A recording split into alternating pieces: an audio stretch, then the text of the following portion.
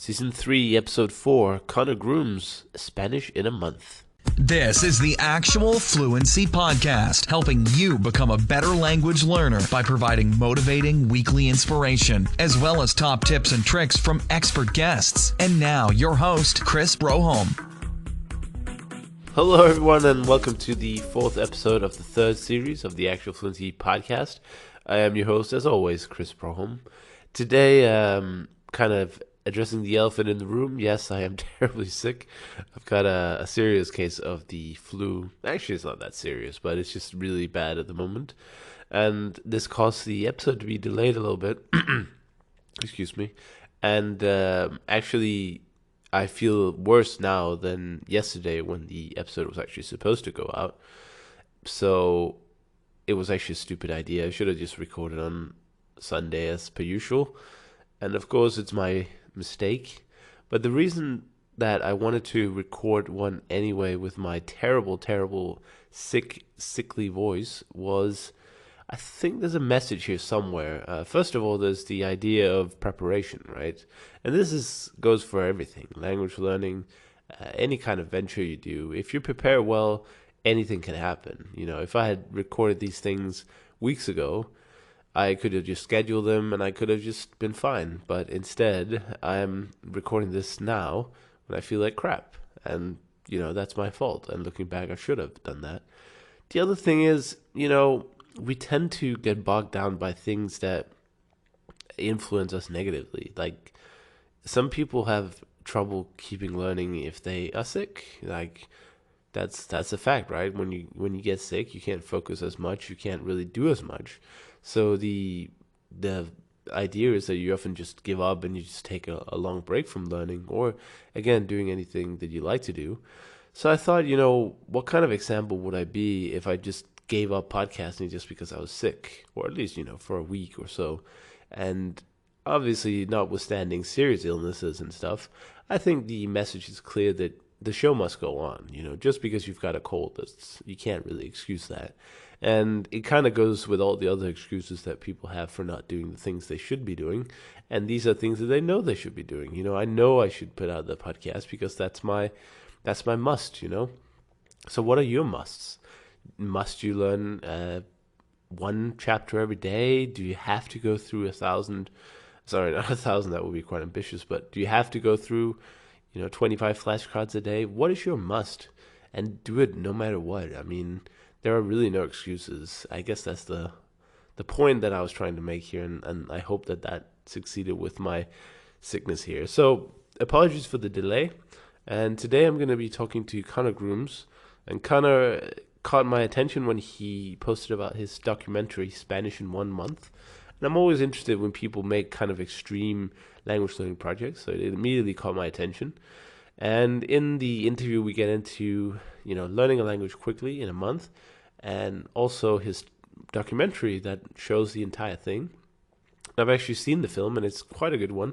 I really enjoy watching kind of the behind the scenes, I suppose, in how people really acquire language quickly. And other than that, we also get into a little bit of the giveaway that he's doing.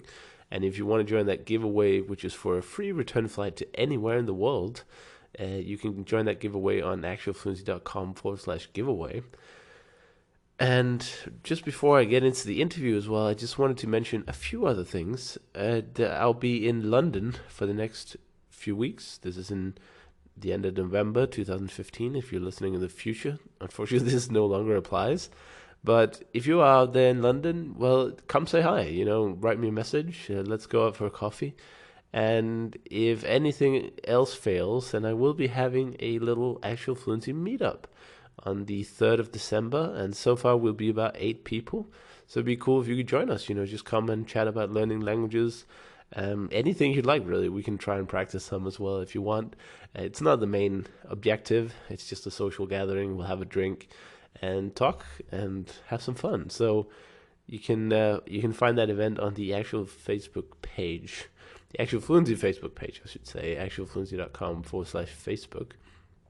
And before I let you into this interview, just wanted one last quick announcement. On the 27th of November 2015, which is in a few days if you hear this when it just comes out, I will be hosting a little webinar with Brian Kwong from the Add One Challenge.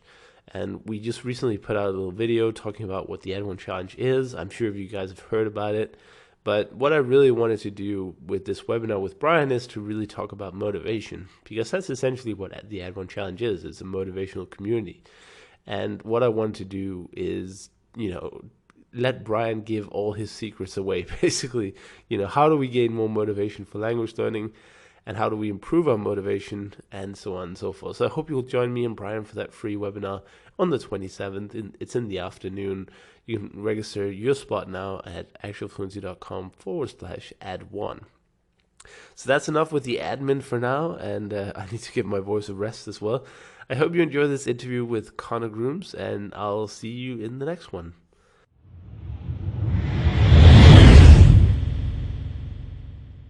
You've been traveling the world for a year and a half, and sort of doing almost like a Tim Ferriss experience, I would say. Trying to master skills really quickly. Maybe that's not the first time I've compared.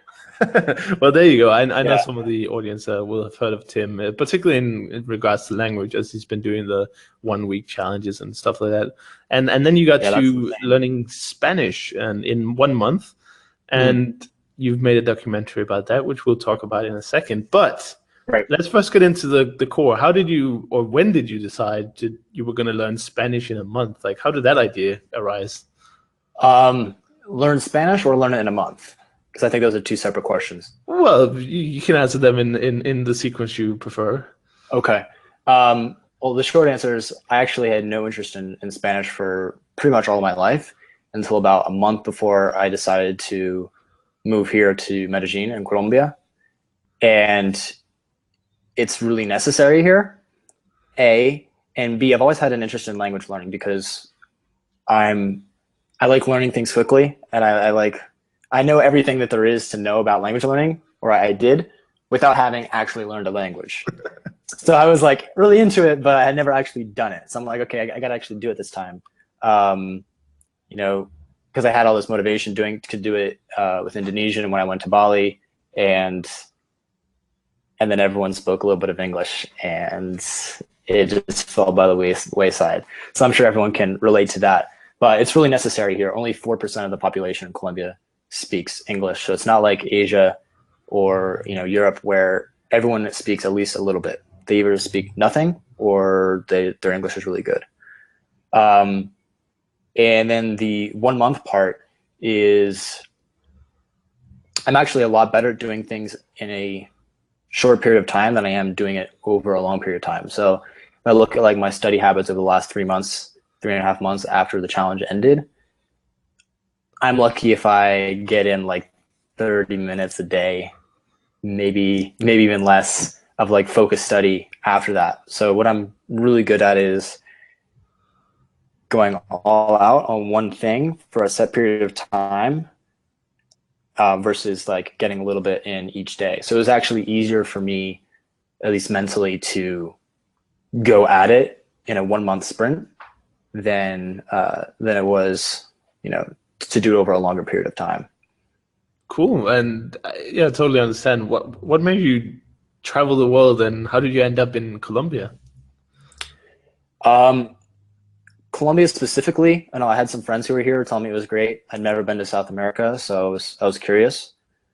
But travel in general I grew up doing it. So my family traveled a lot when I was a kid. When I was 6, my father worked for a company in Athens in Greece. So I lived there for 2 years. And then when I was 10, my family, pretty much, stopped everything and, backpacked around the world for a year and sort of put everything on hold to do that. And I was raised traveling. So, and both my parents are entrepreneurs. So I don't think it's quite a surprise that, I am where I am at this point. Right. But it's pretty cool though. I mean, a lot of people I'm sure are very interested in traveling and want to do more of it, but Right. maybe there's some blocks there financially or just time or I spend significantly less money per month living in the places I live than I ever would in the United States or Europe. So um, I think probably Benny would agree with me on this, but I don't think travel is this expensive, elusive thing that people think it is. If you're taking vacations or you're moving around a lot, absolutely, because like flights and everything are expensive. But if you're just, you know, living, like if you want to come live in Medellin, you can get by at 1,000 to 1,500 a month. I probably spend 1,750, and there's nothing that I sort of yearn for. You have very, very good lifestyle for that. And, you know, if you're in a big US city and you've got a tiny little apartment and you have to cook all of your meals and whatnot. Yeah, I think the main block, I suppose, is people don't have flexible income in general, so they need to find some kind of job. But with all the Yeah. teaching and actually, you know, plugging the podcast a little bit, I've done lots of episodes with people who are making an income through languages somehow.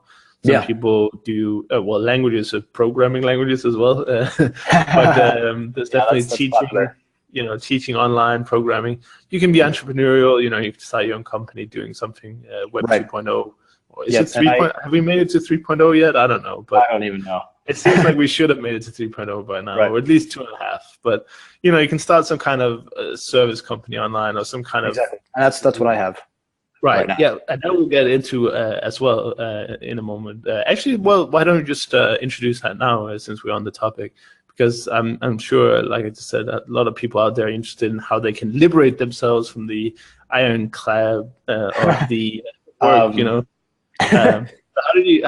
First of all, describe your business and well, business. Like people like to use business for anything nowadays. They say like, "Oh, I'm a podcaster and this is my business." I really hate that. It's like, but I suppose yours is truly a business, so it makes sense. So let us know. For the last year and a half, I guess, since I left, I support myself by doing web design for both startups, you know, for software, and then, you know, personal brand sites. That's all coming to an end soon as I launch a company associated with the Spanish called Baselang. But yeah, I think the smartest thing for people to do if they want to go sort of the freelancer route, which is really the easiest way to get started, is build up a client base wherever they're living on the side. And then once they have enough referrals coming in, then you don't have to be in any particular place. Yeah, I think that's really cool. What made you want to start a language learning related startup with Spanish? I mean, there's a lot of Spanish learning materials out there, right? What did you see? There are. What kind of openings did you see, or weaknesses in the market did you see? So I actually had no intentions of starting this sort of company until just before I started it. That makes sense. When I went into the documentary, actually, I was just planning on, you know, raising a little bit of sponsorship to cover my costs and the time of business. And afterwards, I'm like, wait a second, you know, it'd probably be smarter to just release a product. I'll probably make more money that way. And then after that, I talked to, so actually, this is a crazy coincidence, but my tutor for the month, he, you know, did classes with me as therapy to get away from the office, because he has a similar business teaching English to Spanish speakers with the same business model. So we sat down and was like, and he has connections for teachers, and he's like, look, this is what we can do. And I sat down, I ran the numbers, I thought about it, I'm like, yes, absolutely. So that's how sort of Baselang was born, and we've started working on it, and it'll go live on January 1st. Cool. And can you give us a hint as to what it will do, or what it will be about? Oh, yeah, I don't know. Cryptic there. It's unlimited Spanish tutoring with one-on-one tutoring with professional teachers for $100 a month. And that also includes, you know, we'll have a Android iOS app for training your vocabulary, you know, and we'll have, you know, decks for each lesson that goes along with the curriculum. We'll have specialized curriculums for like test prep or for like a business setting, if that's what you need. But the main thing is the tutoring, and there's also sort of chat support. So if you're just walking around, you're like, I forgot how to say this. You say, how do I say this? And you send it to the app, and we'll get back to you within a couple of minutes with the Spanish, and they'll record their voice saying it so you can hear exactly how it's said as well. Wow, that's pretty cool. You say unlimited. There must be some kind of practical. There's no caveats. So you could literally use it from the time in the morning when we open till 1 a.m. Eastern US time when we close. The reality is most people won't do that. And sure. It's like a gym, isn't it? I mean, my gym membership is unlimited. Doesn't mean I go to the gym 12 hours a day. Exactly. So because we're hiring in Latin America, and because of that, we can make it work. We're still not sure what the margins will be, but it's tight, but it's close enough that we can actually make a good business out of it. Yeah, and I mean, first you have to start it, right? And then you can adjust the numbers, and you can employ all sorts of things later. But I mean, just starting it is cool. And this, what I'd like to point out to the people listening as well is your idea. It doesn't have to be revolutionary. You don't have to reinvent flashcards or something. No. You can combine, or you can improve, or you can. I mean, yeah, that's the thing about entrepreneurship. You don't have to create the wheel again. You can really be quite simplistic, and you'll be surprised. So yeah, so we're pretty cool. Honestly, I just took all of the methods that I used when I was learning Spanish. All of the things we know work. Speak to a native a lot. Do a little bit of SRS training. Pronunciation training with like phonetics and seeing like the AB, sound and recording yourself and seeing, how is that different from a native. We're just taking all the stuff we already know works and getting rid of all the like excessive stuff and putting that in one product, and then making it unlimited, which is the big value add is definitely the tutoring. Cool. So go check out what is Baselang in January. Yeah, baselang.com. Awesome. Cool. And let's make a transition now into the Spanish challenge and the documentary about it as well. Awesome. Because you just you segued nicely there by talking about your favorite methods. But were you inspired a bit by what Benny Lewis has been doing with his 3 months of really intense studies, or did you just sit down and come up with your own entire? This is what I'm going to do for the month to use the month as good as possible? I definitely actually consulted Benny right in the beginning. So there's 3 experts in experts that I'm consulting in the documentary. There's Benny, the first guy that I talked to. Then there's Idao Ness of the MIP method. So I used him for pronunciation. And then Brian Kwong of the Add One Challenge. I'm sure your audience will be familiar with him. And I had accountability with him. But yeah, I definitely align pretty strongly with how Benny looks at things as far as the whole communication first, perfection later. So I was certainly making mistakes even the last conversation, but I was able to communicate just fine on a non-basic. I mean, we were talking. People will see when the film comes out on December 1st. But the last conversation, we're talking about vacations in Panama and getting lost. So it's not, so it's not how's the weather. But, that said, it's not perfect. So it's the whole communication first thing. And that really just comes down to being willing to make tons of mistakes. Right. Yeah. The make lots of mistakes is a recurring theme, and one of Benny's favorites. I know, 200 mistakes a day. Whatever he says, I don't know. Yeah. But, that's pretty cool. So when did you decide to do the documentary? It must be quite a lot of work to learn a language in a month to start with, whilst also having to record yourself doing it. Yeah. So this is the first time I've done a 1 month challenge. I actually did one last November when I was in Chiang Mai in Thailand, where I gained 26 pounds of muscle in a month. And I wrote a book about that. So I'm like, okay, well, if I'm going to do another challenge, I might as well document it in some way. And I've got a budding interest in, filmmaking. So I'm like, what better to do it with than this right now? It added a little bit of work during the challenge. The biggest workload with the documentary, honestly, is the editing afterwards. The post-production and Yeah, turning all the random clips into something exactly. Exactly. It seems Okay, nice. I've got 100 hours of footage now. What do I do with it? How do I make this 30 minutes? Right. Yeah, it must be an amazing challenge. I have absolutely zero talent or knowledge in filmmaking, but I wouldn't even know where to start. Yeah. With 100 hours, yeah, that's a lot. All right, well, let's get down to the lower level of this challenge and say, when What you I did thought, what do you do? What did you do? Yeah. each day. So, Each day, every yeah. day I wake up.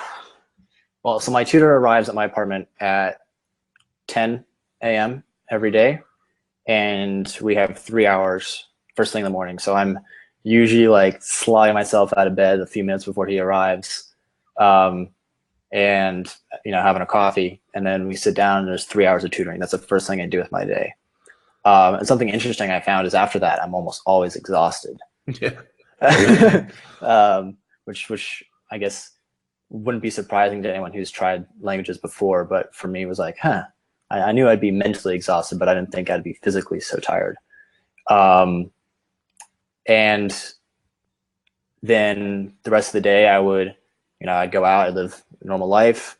And at some point throughout the rest of the day, I would do 2 hours of the pronunciation training with Edouse's program, the Mimic method, with songs and just repeating syllables, recording myself, whatnot, and tweaking. I think that was extremely helpful. Primarily, honestly, for understanding people, not so much for my own pronunciation, although that definitely improved, but for actually understanding people when they like slurred everything together. I'm like, oh, okay, I still know what that means. And then I would do some Anki training. So once around halfway through, I think I stopped doing pronunciation because that was no longer my weak point.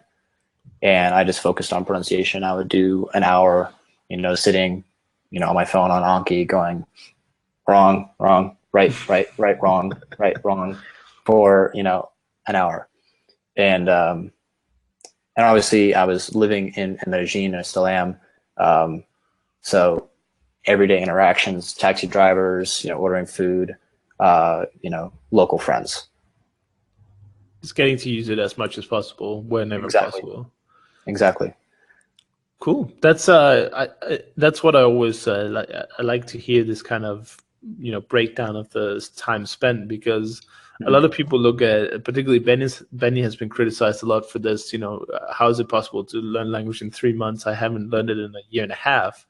But when he does those challenges, that's his life. That's his job. He wakes up in the morning, has several hours of tutoring throughout the day. There's Anki or Memorize, whatever he uses now, and they just don't see that it's maybe a 6 to 8 hour a day work.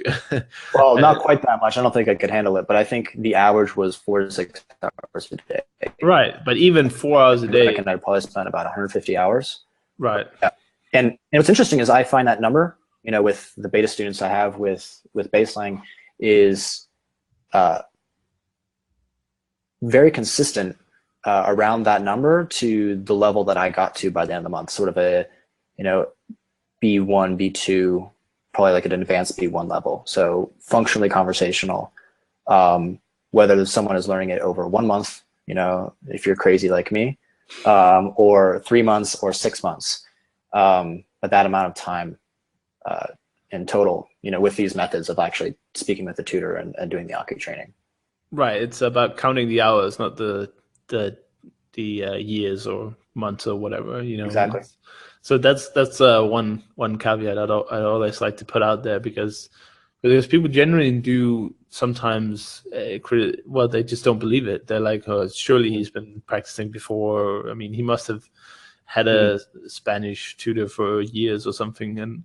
But in fact, anything's possible. If you put a lot of hours into it over a short period of time, you're just going to improve so rapidly. But obviously a lot of people don't have that time, so that's understandable as well. But I remember on my flight here from Miami, um, the everyone's Colombian on the flight. I was the only gringo, and they're like asking me to change seats so they could sit with their family, and I'm just like,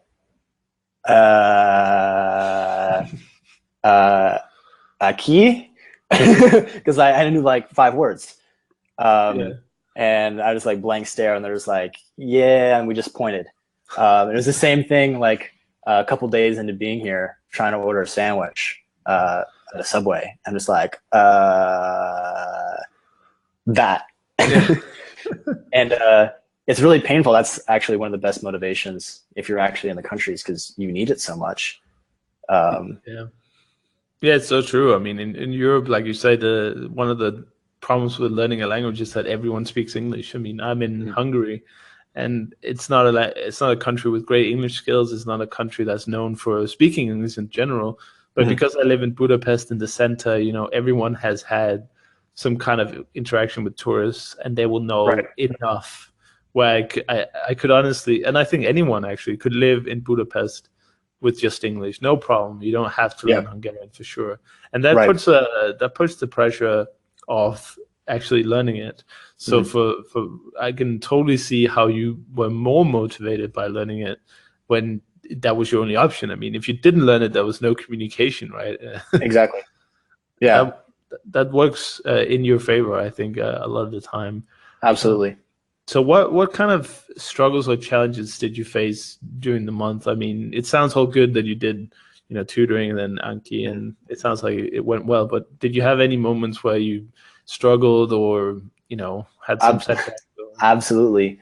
There was a lot of times. So you've up and down days. I'm sure you're aware of this. So some days you feel like your Hungarian is amazing, and then the next day you're like, I can't say anything. So I had that all the time, where I would have days where I was having a conversation, and the next day I'd be like, he would come in and we would start the class, and I couldn't even understand anything he was saying. At several different points during the challenge, I'm like, Adrian, I feel like I am where I was a week ago. And we forget this because we're in our own head, and we're doing it ourselves. And he's like, no, you're like way better than you were a week ago, but it doesn't feel like it to you. Especially for me, because the goal is so ambitious, is I want it to be so far along. And when it doesn't feel like I'm making like light speed progress, it's sort of like everything sucks. Right. So yeah, just generally, sometimes you just forget, and sometimes the language just doesn't come out, and that's going to happen to everyone. That happened to me a ton during that month. So you just ground it out, just kept working at it, and not really worrying about that. Yeah, I just slogged through the lessons and the stuff that day, and the next day comes around, and suddenly I'm better again. And it is sort of ups and downs, ups and downs, but as you put in the work, get a good night's sleep, and I think that's worth repeating, is get a good night's sleep, because for learning, that's extremely important. Yeah, you want to consolidate the memories really well, and you also want to be fresh for the next day's memories to be learned. And there's also something about health in language learning. I've definitely seen some studies on that, and I just anecdotally, I remember the classes that I had after PE in school. I just remember being much better at those classes because we'd just been to some physical exercise, and it's like all these natural drugs running around you. It really helps the learning process somehow. Yeah. So on that note, I would actually sometimes do my vocabulary training while walking on a treadmill, because by doing that, if you don't like step off to the side and face plant, it helps your recall because of that very reason. But it also makes you less bored with the entire process. So you can stand and walk there for an hour and not get bored. Whereas if you're like sitting on your bed or something trying to do it, you can nod off after 20 minutes. Yeah, for sure. So I forget if there's good research on that, but there's some anecdotal stuff from Seth Roberts, I think. Seth someone that has done a lot with personal experimentation. like As learning doing physical exercise or physical exercise aiding learning? it's just something he found. He's just done a ton of self experiments on all sorts of things. Cool. Yeah, actually, that's a very good idea. Maybe I should do like, because I love doing Memrise. It's one of my one of my language learning favorites, and it's kind of a guilty pleasure because it doesn't really help your language that much to just know individual words, particularly in languages that have endings and cases, because the words change so much anyway.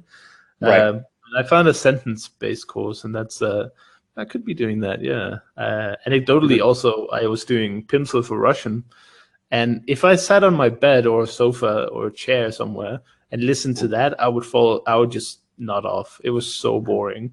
So I had to walk out of the house and just walk around, because then at least I couldn't fall asleep while listening to it. And I know some people love Pimsleur, right? I'm not dissing the method at all. Just for me, it was extremely boring, and I had to activate my body in order to stop falling asleep. Yeah. I looked at all of those when I was, deciding on what tack I was going to take for this, deciding, okay, what am I going to do? What's the best way to approach this? So I looked at all of those, and I sort of had the same gut reactions, like, I'm going to fall asleep if I listen to these. Right. Did you have any trouble finding resources specifically for Colombian Spanish, or is it close enough to the Spanish that every method teaches that you could use those as well? So I actually didn't use any textbooks or any materials at all. So I worked with my tutor, so that's how I got the Colombian specific stuff. So I specifically told him, I'm here, I'm living in Medellin. I want to learn how to use here. So have for, like the food taco means a traffic jam, and that's only here. So I learned some unique things like that, and I get all of the slang and all of that through the teacher. And I think it's really important they become good friends with the teacher, because we're able to sit and hang out and chat. A lot of our lessons were actually out just walking around the city, going to the farmer's market, going to the grocery store. How do you say this? How do you say that? Having real conversations. And now he's one of my closest friends.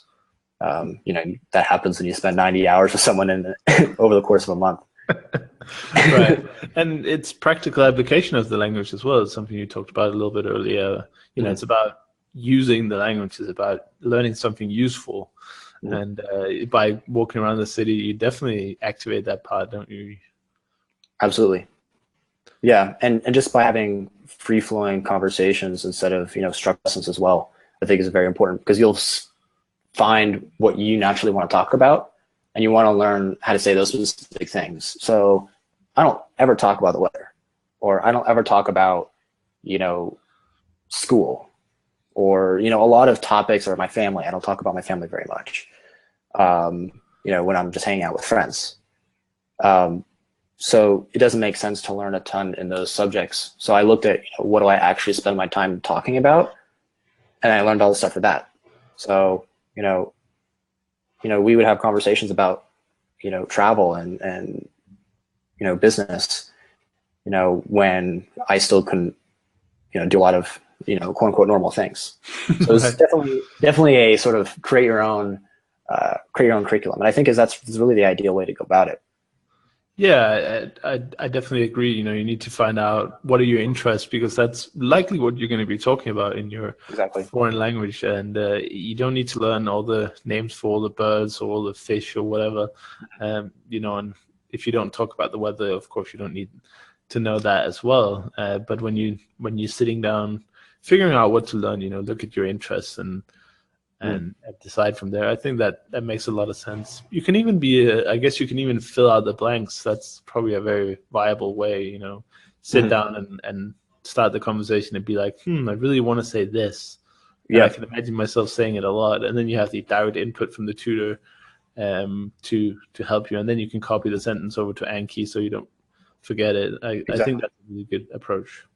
Yeah. When I was falling asleep each night, I would actually pretend I was giving a speech about whatever, XYZ topic, or pretending I was, having a monologue talking about something.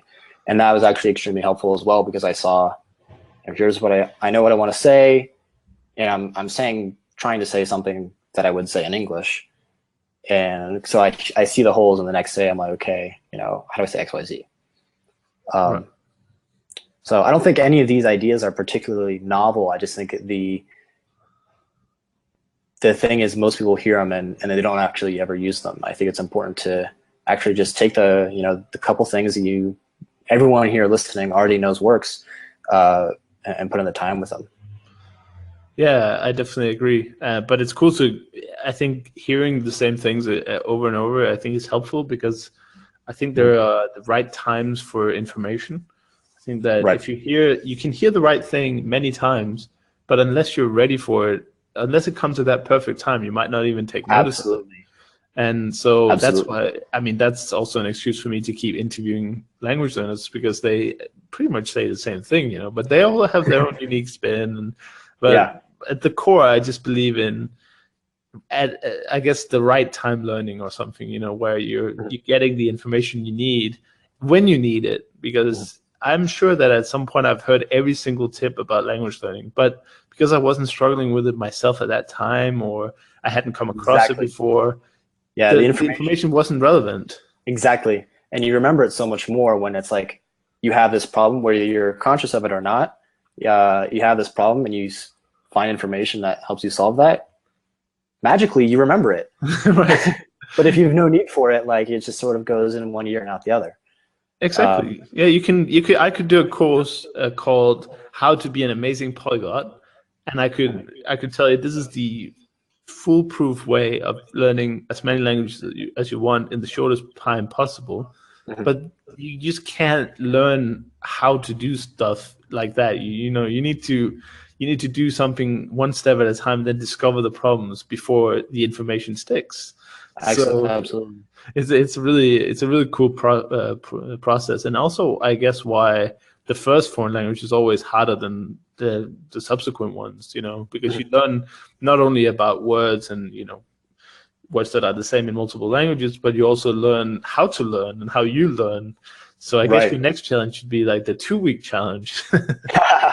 Yeah, I think maybe I go to Brazil and try and learn Portuguese in 2 weeks. Yeah, there you go. I mean, that's very close language, so you got some benefits there, and Exactly. lots And of. that's one of the big benefits I had going in with Spanish is there's so many cognates between Spanish and English that cut down on the vocabulary learning curve big time. You have to take advantage of what you have. I think if you're living in Denmark, Sweden, or Norway, learning any of the neighboring languages is very easy. It won't take you long.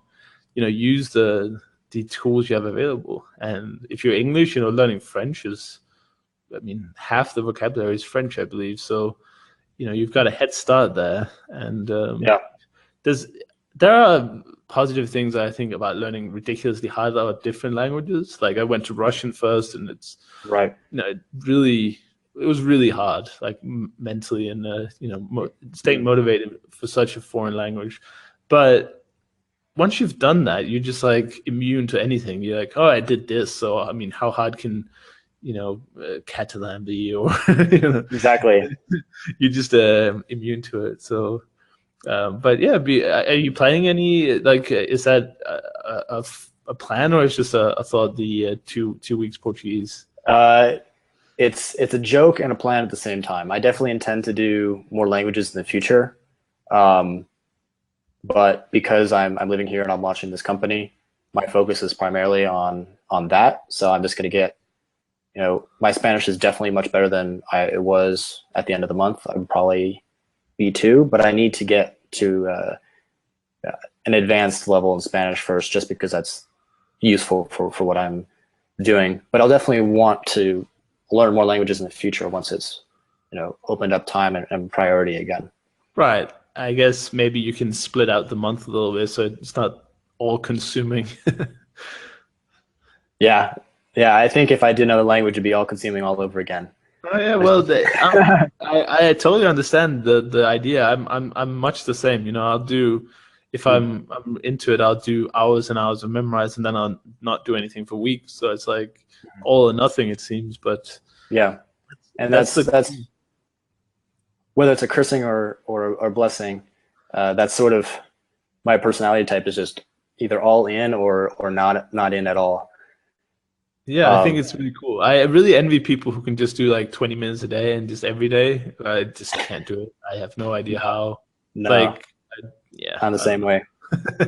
So that's really cool. And with the documentary, you decide to host this giveaway as well, which I briefly introduced at the start of the program. But do you want to just tell people what the giveaway is and how they can get involved? Yeah, so I'm giving away a bunch of different stuff. So the first thing is a free flight to our round trip anywhere in the world. That's capped at $1,000, which will pretty much get you anywhere.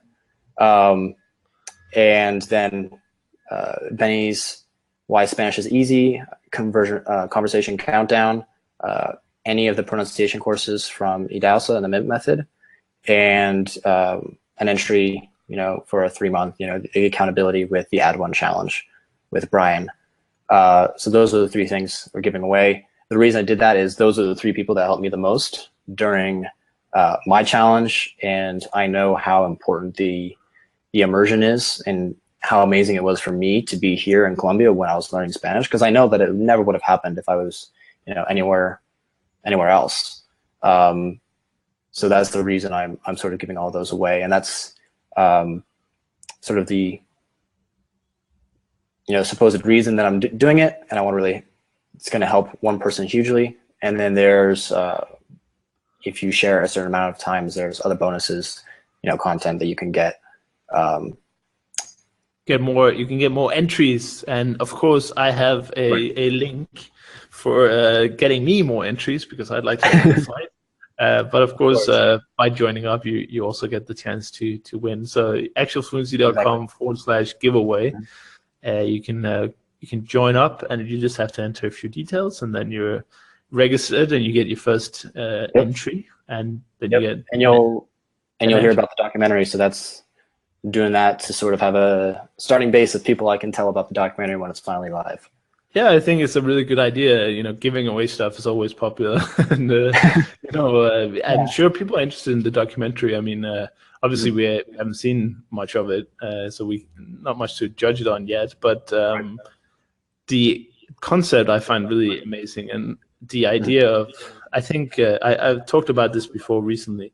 I think one thing that's missing from the content producers in the polyglot community is the inner workings of learning a language.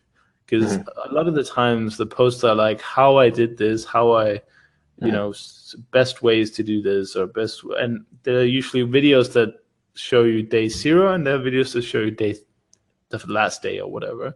But what people don't see a lot, I think, is the struggle and battle, in day 27 or day 15, in the middle of the learning. And it'll be really cool to see if you've got a good spin on that, where you can really show the process, because I think that's what's missing right now. Yeah. So there's no conversation in the documentary. There's no conversation in the very beginning, because sort of it opens with, okay, so what do you know already? And I'm like, so there's a conversation. And then there's the halfway. And I actually, when I was editing that, because the guy I was talking to, it wasn't my tutor, it was his brother, is asking me, so, who are you here in Medellin with? And I'm like, for 4 months. I'm like, oh God. When I watched that, I'm like, because I totally didn't understand it in the moment. Watching that now, it's sort of cringeworthy, but you see the full spectrum of what happens along the path. Right. So it's kind of like it's a happy ending as well. You have the problem in the beginning, and then there's a solution, and in the end, everyone's happy. Right. Awesome. So that will be out on December 1st. So just in time for the Christmas sale. No Christmas sale. Oh, no Christmas sale. But anyway, yeah, I'm really looking forward to seeing it and checking out more. It sort of reminded me of, what's his name? Is Scott Adam? No, it's not Adam Scott. What's his name? Scott. Yeah, his year without English. I know what you're talking about. Yeah. That sort of reminds me as well that they did the documentary as well about learning, was it Mandarin, Korean, and that was Spanish Spanish and as well. Portuguese. Yeah, there you go. Spanish, Oh, there was Spanish a Portuguese too. in, Oh yeah, they in went to Spain. Brazil. That's true. They went Yeah, to Brazil. four languages. Yeah, 4 languages, 3 months each. That's that's insane. I'm not sure if I'd be ready to pick up, Korean right now, and then do another language. right. They really showed the power of knowing English, and I guess they sort of chose it, but you were kind of forced into it with nobody around you speaking English. So I guess that's another tip. Don't speak English. Yeah. It's don't speak English. it's as easy as that, Yep. and yet here we are speaking English. But okay, it's fine. It's the message language. I think it's we're just trying to The common ground. the bridge language, the easiest language to probably actually it's the most learned language as well, which is pretty cool. I find it's like native speaker wise, it's like a third of Chinese Mandarin, I think, and it's like even Something so then small. there are more English learners than there are any other language, which is pretty cool. But yeah, I guess we get lucky by we're just growing up with it and just having it. Exactly. Yeah, definitely lucky. So we don't have to spend time on it. But anyway, I'm really looking forward to watching that documentary and winning the return flight, of course. So if people want to try and beat me in the giveaway, it's actualfluency.com/giveaway. You can join the giveaway there and get your free tickets and share it with your friends, and then you get tickets. So it's a good opportunity. I mean, it's free stuff. How can you turn that down?